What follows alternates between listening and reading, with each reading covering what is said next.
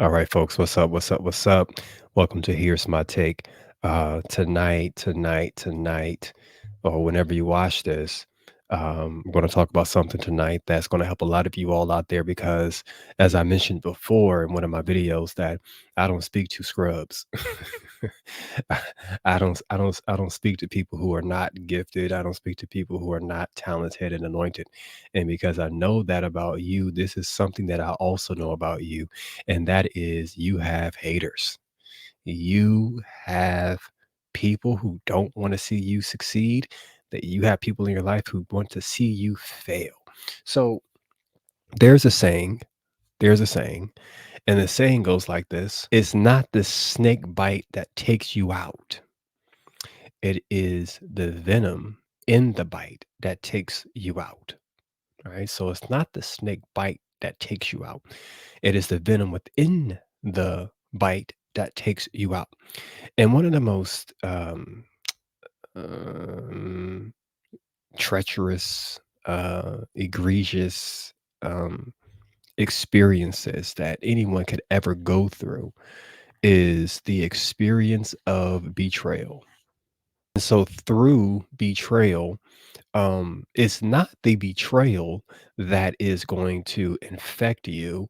It's not the betrayal that's going to set you back. It's not the betrayal that's going to make you ill. It is the bitterness. That's the poison.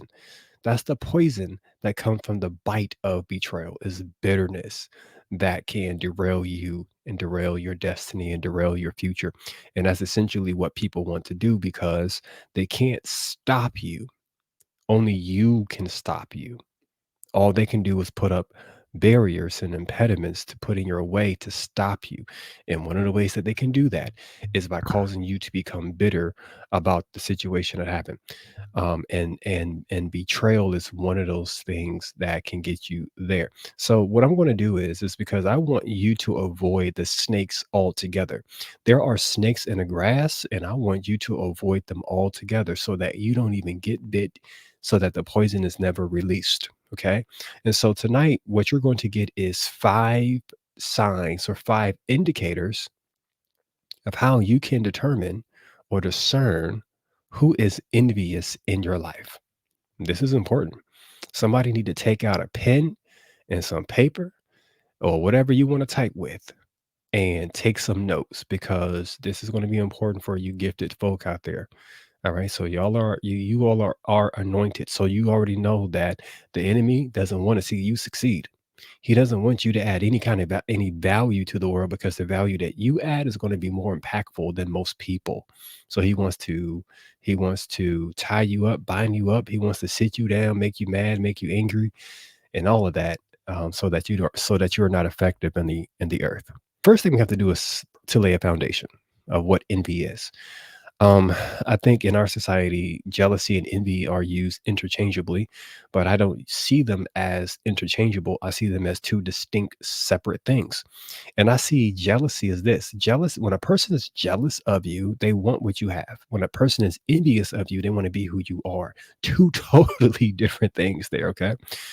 When a person is jealous of you, they will show contempt. You will know when a person don't like you. You probably don't know why they don't like you, but you can tell this person don't like me that much. Envy, you're not going to be able to tell unless you know these 5 things that I'm going to tell you, because envy likes to hide. Envy doesn't want to be exposed.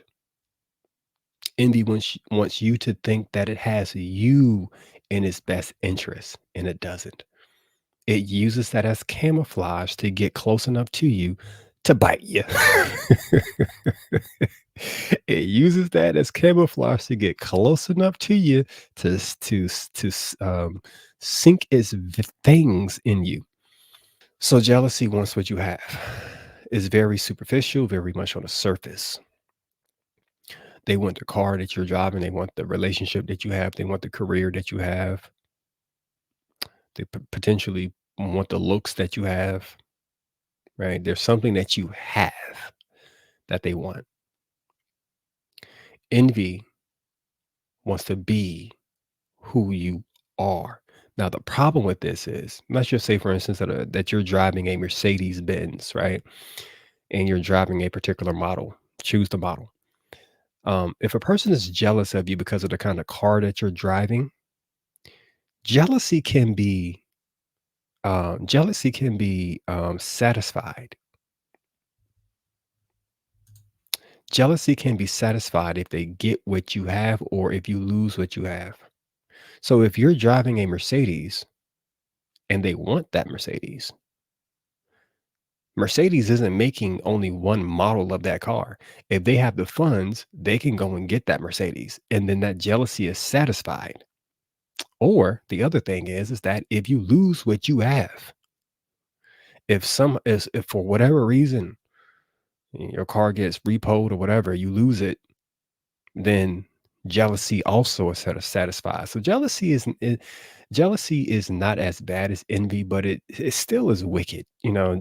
Jealousy is a work of the flesh. I think that's in James. James says that jealousy is a work of the flesh, and it is. Envy, though, an envious person is satisfied when they embody who you are and you cease being who they admire. That's deep. So what does that mean? That means that if they can literally become you, if they can let me not say walk in your shoes, but if they can have the position that you have, receive the affection and the love that you have received, if people can associate them as being you, that's envy. And if And the only way that envy is satisfied is when you just stop being who you are, not having what you have, but being who you are. So you almost have to become nothing for some people to finally be satisfied. And I really mean that. So the ultimate form of nothingness is when you're taken out of this world. And there are some people who are so envious of their subjects or their objects that they took them out. A lesser form of that is taking you out through reputational death. If they can kill you, I said the K word again. If they can if they can take out your reputation, then that also satisfies their envy. The very first, in my opinion, and here's my take, the very first object lesson, I guess we could say, of this is with Cain and Abel. Abel was gifted. Abel, according to Jesus, was a prophet. Luke chapter 11. Abel had the favor of God on his life, and Cain didn't. So every time Cain looked at Abel, Abel reminded Cain of who he wasn't or who he thought he wasn't. The interesting thing about it is that God told Cain that if you would just do right, he said that you would be accepted too. But the thing about envious people is they have this identity issue where they don't even see themselves. They can't identify any good in them. So you, who is gifted and favored and admired, becomes an object of obsession for them. Okay. So I think that Abel was envied by his brother Cain because, like I said earlier, you don't know that this person is envious of you until it's too late. If you're not aware of the signs, you fall into their trap. And I don't think that if Cain understood that his brother had enmity towards him, I don't think he would have went out into the field with him. He must have trusted his brother to go, and then his brother took his life. In contemporary times, because people don't want to go to jail, they don't take your life by taking your life. They take your life by taking your reputation. And a good name, Proverbs tells us that a good name is to be chosen over silver and gold. So it's more important to have a good reputation than it is to have money because you can lose money and get it back, but once you lose your name, it's hard to get your name back. And we're going to talk about how do they go about attempting to ruin you. Okay. So jealousy is, again, jealousy is a person wanting what you have. Envy is a person wanting to be who you are. All right. So here's the first one. Here's the first sign. Micro expressions is going to be all in the eyes. You have to look at the eyes. Now, because they want to be undetected, they don't want you to know that you they don't want you to know that they're envious of you. They're going to hide that hatred towards you. And so you have to be kind of aware, just kind of paying attention and taking note. Now, these 5 things that I'm going to give you doesn't mean that if a person is doing these things, that that's an indication that they're envious of you. But what I would caution you about is seeing these 5 things in people and just writing it off as being nothing, because that's how you get spun up in their web. Take note, pay attention, be aware. You don't have to confront them about it, and I would suggest that you don't confront them about it when you see it, because they're not going to be honest with you. Okay? So, but take note. The first thing is micro expressions. Let's just say you're in church, you are at work, you are at an event where, you're talking to someone, you're doing something, and you turn around, right? You're just, minding your business. You turn around and you see them looking at you because they always stare. They are always staring at you. You turn around and you see them staring at you. And the immediate look that you see is one of disdain. It's almost like in their mind, they're having this conversation with themselves saying, "She don't deserve what she got." Like, that's what the look looks like. The look looks like, "He ain't all that," right? But when they see you seeing them, that whole disdain and contempt that they have on their face, it just immediately goes away. They might smile at you, or they might divert their attention to do something else, but it's gonna get your attention, and you're gonna go, "That was weird." You're going to feel it. It's gonna hit you, but do not, because Imma tell you how. Just think about how unhealthy and how unusual that is. It's unusual for someone to stare at someone else with such contempt and disdain, and they don't have any issues with each other. It's one thing if we've had a falling out, like we had an argument, right? And I catch you looking at me side-eyed. It's something completely different when I think that we're good. Or why are you looking at me like that? Think about yourself. Do you look at people like that you don't have a problem with? No, you don't. So there's something there. Make a note of that. Okay. Here's the second thing. They compliment you a lot. They compliment you a lot. So let's put some parameters around this here. There are 2 forms of compliments. There is the genuine, and then there is the disingenuous. When a person is complimenting you in a sincere, genuine, authentic way, it's almost like they are sharing with you their gratitude and appreciation for what you're doing or for who you are.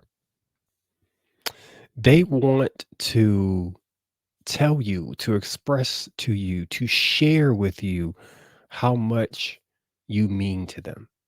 And it feels very sincere, right? And it could be every time they see you, they're going to remind you. Um, I thank God that you submitted to your gift and you're using your gift to bless so many of us. I am so appreciative of you for that. But when it comes to people who are envious, their compliments get a little creepy. Um, Their compliments sound a little bit like they're lusting after something in you. Like they could be lusting after the gift that God has blessed you with. And it could sound something like, "Oh my goodness, no, you just sing so well. You just sing so it's so beautiful. You just sing so well," right? And every time they see you, it's like they say that about you. Now in their head, they probably are admiring you, but somewhere down the road, that kind of admiration is going to become unhealthy. And you can feel it. You can feel like there's something behind it. You can't quite put your finger on it, right? But it doesn't feel like it's coming from a genuine place. It feels like it's coming from somewhere that is disingenuous. It feels like it's coming from somewhere where if they could put their hand on that gift of yours, they would receive it and claim it for themselves because, oh my God, you're just so amazing. You're just so wonderful. It's creepy, right? So that's what it is. A person with envious, they're going to compliment. One of the things that they're going to do is that they're going to compliment you a lot. Now, an envious person, they may not do all five of these things. It could just be two of these things. It could be one of these things. But I'm just telling you some of the things that I know that in my experience, some of the things that I've noticed that they do. Here's the third one. They begin to dress and talk like you. Now, why do they do that? It's because they're watching you. They're making a study of who you are because they actually want to be you. Now, again, there's nuance here because there's a difference between someone who admires you and someone who wants to be you. Because envy is a perverse form of admiration. Envy admiration is having respect for someone and who they are and appreciating, right, who they are. I mean, I admire people. I mean, I love reading biographies on certain individuals and historical individuals, not because I want to be them, but because I admire some of the qualities. I respect some of the qualities that they possess. And I see some of those qualities in myself. And so I want to study that. And as a result, I might begin to use some of their verbiage. I might begin to use some of their tonality in the way that they talk and communicate. I might begin to, even if it's appropriate, dress like them. But it's not because I want to be them. It's because I'm using them as a springboard to find my own self. I know there's something in me, but oh, scare me. It's my printer. I know that there's something in me, but I'm trying to bring it out. I'm trying to find it. People who are envious don't think they have anything in them at all. They have absolutely no identity. So if respect is the prefix which means back, and spect is a stem word which means to look or to observe. So respect means to look back or to look back at something, right? So when you look at someone you admire or look at a person, you're looking back at yourself. That's what it is. That's what respect is. So you know how much respect or honor to give someone based upon who they are in juxtaposition to yourself. So if a person has a higher status in life than you, then you give them that respect because I look at you and I look back at me and I see that you have a higher status in society than I do, then I give you that respect. Right? It's all about observation. Um, So when you admire someone, you look at them and then you look back at yourself and you go, I got those same qualities in me. Or I feel like you might not know it consciously, but it's like, yo, I resonate with this person so much. And the reason you resonate with them is because whatever qualities that you admire in them, you also admire in yourself. See, that's a form of projection as well. In psychology, we talk about projection, but it's usually done in a negative sense where we project our badness onto someone else. But sometimes we project our goodness onto other people too. And the goodness that we have in ourselves, we put it onto other people when it's really in us, right? So I'm looking at that person, looking back at myself, and I go, I can there's something in me that resonates with this or with this person. When you're envious and you look at someone who has great qualities and you look back at yourself, there's this emptiness in them. And there's this lack in them because they feel like they can never be who they see you being or who they see you are. They feel like they can't ever do it. They can never match it. There's nothing in them that they can pull up and develop within themselves to match who you are. And the longer that happens, the greater the existential crisis that they develop within themselves. That there's this inner conflict that they develop as long as they're looking at you and they see how great you are, quote unquote, how gifted you are, how skilled you are, how talented you are. It produces an inner angst in them. Right. And this is how and this is how they get to that place where they gradually grow into disliking you more and more and more because you become a source of their pain. Just looking at you hurts. Watching how God is blessing you hurts. Watching how people love you, it hurts. Watching how you're getting promoted and ordained and elevated, it hurts because I don't think that I have that in me. That's envy. And so the only way to stop this pain is to stop you from being who you are. And that's how they get to the place of assassinating people. That's how they get to the place of taking people out. Because I'm going to go back up to the top here.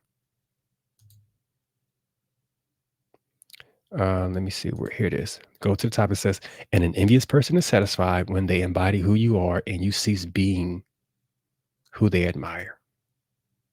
So they admire you, but in a perverse way. And that envy is only satisfied when they can stop you from being who they admire. That's crazy. That's I'm not calling them crazy. I'm just saying like that the whole mentality though is like it's bonkers. So they're making a study of you. They want to dress like you, they want to talk like you, they want to be like you. If you always wear Jordans, then they're going to start wearing Jordans. If you always wear your hair in a ponytail, they're gonna wear their hair in a ponytail. If you always wearing braids, they're gonna start wearing braids. I've seen it. It's unhealthy. Number 4, they seem to take others' sides against you. Scenario, hanging out with friends. All of us like each other, supposedly, right? And in friend groups, you have healthy debates about things. It's just fun. And let's just say that the debate that we're having is about fries. Who has the better fries? And so, you think potato wedges is better. This person thinks the waffle fries is better. What you'll notice is that whatever stance you take, the person who is envious of you will always take the opposite stance. But they are not going to. This could be the case, but they're not going to directly oppose you. They'll just take the side of someone else who is opposing you. So it almost becomes like they're ganging up on you, right? So they probably aren't going to have their own opinion about but they will take the side of the person who has an opinion opposite of yours. And they will do this enough times where it will become noticeable. Like if you are attentive, if you are aware, you will notice how you're like, yo, I know we're just joking and kind of, kidding around, but I've articulated my point very well here. And it seems like every time I do articulate my points, this person somehow seems to side with someone else. It's almost like it is forced, like they're forcing themselves to deny everything that you just said, which makes complete sense, just to take a side that opposes you. And the reason is because this is just a manifestation of their intention in their heart towards you. It's a manifestation of their intent, of their intention. You're just beginning to you're seeing, like, those micro expressions when I said it's all in the eyes, but it's also in their actions. Like, you're seeing it in their actions.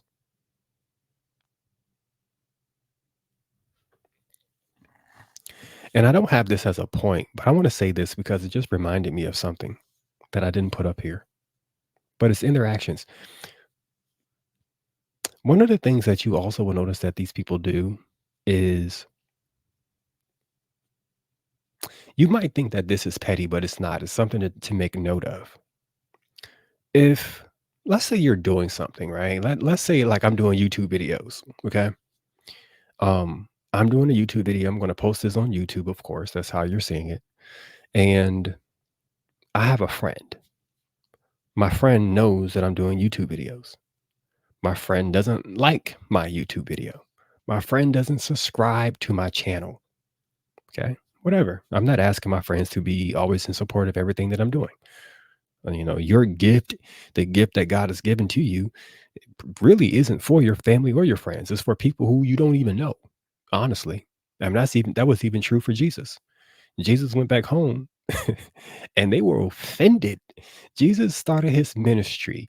Jesus went back home and the people around him was like, yo, we know his daddy and his mama. We know his brothers and his sisters. Where he get all this wisdom from? They were offended by the fact that Jesus was actually wise and not just a carpenter. He wasn't just an artisan. They hated that. Right? So the gift that God has given to you is probably not going to be for family and friends. It could be. I mean, James eventually became an apostle, his brother. He became the first pastor of the church of Jerusalem. It's possible that family will eventually come around, but they don't come around initially. I be getting off of these bunny rabbit trails here and forgetting what I'm talking about. So you're good. Yeah. So I'm not looking for friends to support me. If they do, thank you. If you don't, I get it. Right.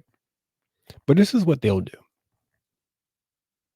They will actually bring up that they saw the video. They'll bring up that they saw your pictures. They'll bring up that they saw your post. Oh yeah, I saw what you posted today. And you start thinking like, but you didn't like it. You didn't share it. You didn't heart it. You didn't thumbs up it. Right? That's a sign that that person probably is envious of you. They see what they're watching you, but they really don't want to support you. They're okay with where you are in life right now, but they feel like if they add support to what you're doing, then you're going to grow to a level that becomes unmanageable for them. And they already don't like you on a certain level because you are already successful, which is one of the reasons why they want to be around you and stay in your inner circle. But they can't stand to see you grow more than where you currently are. They can't stand to see you be more blessed than you currently are, more successful than you currently are. But they're watching what you're doing, but they're not going to support it. They're not going to support it. They're not going to support it. Hear me when I say this. They will bring it up to you, but they're not going to support it. I just thought about that. All right, number 5. That was a bonus right there. I got 2 bonuses for y'all. That was a bonus. Number 5, the spirit of Absalom. They steal the affection from the person that they perversely admire. So they watch how people love you, they watch how people respect you, and they want that for themselves. Now, what does this look like? It could look like this. Let's say you're in a church and you are a leader in the church. You're a minister. You are an elder, a pastor, or whatever your title is, whatever responsibility you hold in the church. And you begin to notice that the people who would come to you now go to them. Okay. Now, my audience consists of people who want to see people be blessed. They want to see people be delivered. If that means going to someone else to get your blessing and get your deliverance, so be it. Right? Because I'm going to do a heart check. If I have a problem with you going somewhere else to get the blessing you need, I need to do a heart check because God can use any one of us. So, but the problem is that you give people the benefit of the doubt who could be acting like Absalom. So who's Absalom? Absalom was a son of David, and he attempted to usurp David's authority, King David in the Old Testament. He attempted to usurp David's authority and to bring the affection of the people that they should have had for King David. He tried to bring it, draw it to himself by currying certain favors and doing things for people that King David wasn't doing, right? Um, and just positioning himself, being political. Um, And so, he eventually, was taken out of here because of his treachery. But the thing is that you have some people around you who they see how people love you, and they want that for themselves. And so what they begin to do is they might come behind you. So if they see you talking to someone, they'll come behind you and they might ask, "So what did he say or what did she say?" And then whatever you said, they'll try to contradict it. They'll say something completely opposite, right? And they'll start dropping seeds and nuggets in people's ears to get that person to see you in a different light and to see them in a light that is brighter than yours. And you will notice it. You will notice because they might even make mention to it. They might say, "Oh yeah, so and so came and talked to me about X, Y, and Z." And so you're like, "Oh, okay. So they're coming to talk to you, right?" Or you might see somebody going to talk to them. You'll see it. So what you do is you make a note of it. Like with all of this stuff, you just make a note of it. Just note it. Okay, because you might be watching a person who is envious of you. And what happens is if you let it go and if you don't take certain measures, if you realize that what you're dealing with is an envious person and they're acting like they acting in the spirit of Absalom, then it's going to grow and fester into them turning people against you. That's eventually what happens, right? So they take all of the affection from the people, they draw it to themselves, and then they cause people to begin to look at you funny. They cause people to look at you in a different light. You begin to lose respect and honor. And whenever, hear me when I say this, wherever there is a lack of respect and honor, you can never exercise in your gift the way that you should or you could. You cannot exercise in your gift where there is not respect or honor. Where people do not receive you, you knock the dirt on your shoes off and you walk away. So what they're doing is they're eventually going to hinder your gift in the place that God has called you to be exercising and operating in your gift. Okay. Um, so that is the spirit of Absalom. And here is a bonus on top of a bonus. It is rarely ever a stranger who's going to be envious of you. The person who is envious of you is probably going to be somebody that you already know, is someone who you have invited in your inner circle. It is someone who you probably have told your secrets to, your weaknesses, and they are sucking up all of that information because they're going to use it against you later. They're going to use it against you. When it comes upon a time where they see um, like a gap in your armor, when it comes upon a time where they see an opportunity to bring you down, they're going to use that information to bring you down. They're going to use that information to bring you down. And that's what I mean by betrayal. When you look back at the people who you invited in your life and you've done life with and you confess your sins one to another is what the scriptures say, and you showed your humanity and that person used all of that against you when you haven't done anything to them. But again, envy always ends in taking you out, right? That betrayal does cause bitterness if you don't get a check on it. Because you look back at all of the times that you let them in, that you trusted them, and you really want some get back. That's what it is. That's what it boils down to eventually because it's like, how dare you do this to me because I trusted you? So to prevent that poison from getting into your soul, use these. I guess I gave you 6 things or 7. Use these 7 things to identify someone in your life who could potentially be envious. Again, this does not mean that if they are exhibiting these things, if they're dressing like you and talking like you, it doesn't mean that they're envious. If they compliment you, it doesn't mean that they're envious, right? If you catch them looking at you in a funny way, it doesn't mean that they're envious. It could be that they had something else on their mind and they weren't even thinking about you. But the wisdom that I gave you tonight, my take is make a note of it because if it happens repeatedly, you know, that's a pattern, right? One time, well, whatever, 2 times a coincidence, 3 times is a pattern. If it happens more than 3 times, you're looking at a pattern, okay? And so you want to then take measures, of distancing yourself from that person. You don't wanna do it immediately. You don't wanna do it drastically, but you wanna be very careful about what you're sharing with them. You wanna be careful about when I say sharing, I don't just mean your humanity. I also mean your blessings. Be careful about how you're sharing your blessings with them because they're going to be asking. When they notice that you're not sharing as much with them, they're going to be adamant about you telling them things about yourself.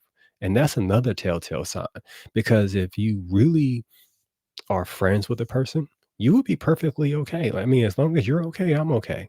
If you don't need anything, I'm good. Like, I don't need to know everything about you. So it's a sign if I have to constantly be digging into your life to see what's going on behind closed doors. That's a sign. There is, with these people, it's kind of like they're what's the word? Masochistic. It's kind of like they like inflicting pain on themselves because every time if they're asking, so what's going on in your life? They want to see if you're being blessed. And for some reason they know that if they hear a blessing happening in your life, it's going to hurt them, but they want to know it anyways.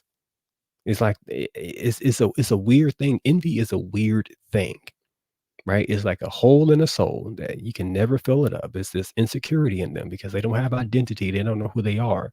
But then they also act in a narcissistic way where they like to inflict pain upon themselves. They don't have to be around you. They don't have to know what's going on in your life. They choose to be around you. They choose to see how God is blessing you. They choose to see how people love you. That's a choice that they make. But then they make it your problem and they make it your problem. And the only way, like I said earlier, that envy can be satisfied is if you stop being the person that they once admired. And that's no bueno. That's no good for you. All right. So I hope those 7 points help you all tonight. And I want to reiterate this point. If you do not, if you do not identify who you're dealing with and they truly are envious, it always ends in your loss 100% of the time. You're going to lose something. You're going to lose friends. You're going to lose respect. You're going to lose your position. You're going to lose your promotion. You're going to lose something. So identify the envious when you can and then take the appropriate and proper measures.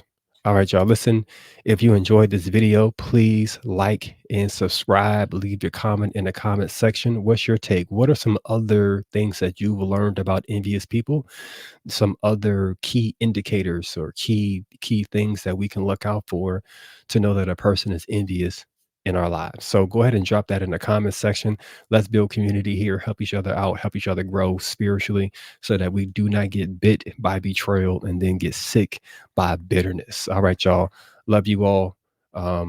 See you in the next video.